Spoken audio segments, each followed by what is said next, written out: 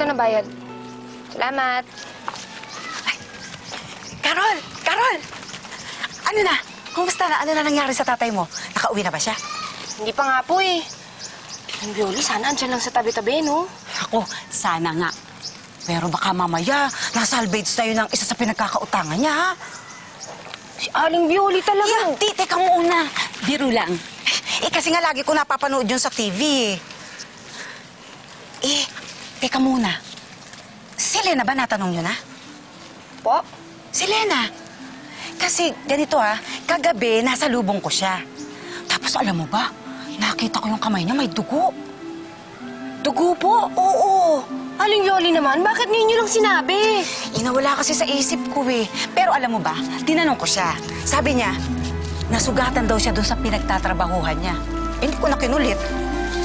Maiwan ko na po kayo, ha? Sasabihin ko lang kay nanay. Sige po.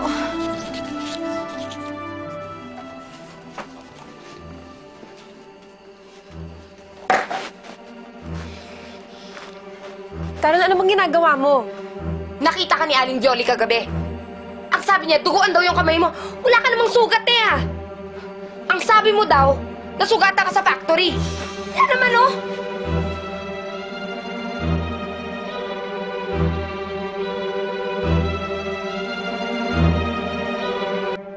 Ano, te?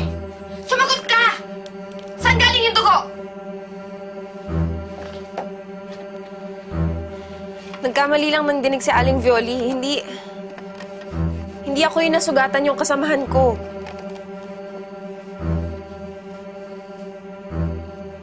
Yung kasama? Sino? Si Tess. Nadulas siya kahapon nung pauwi kami, kaya tumulong ako maggamot, kaya may dugo yung kamay ko.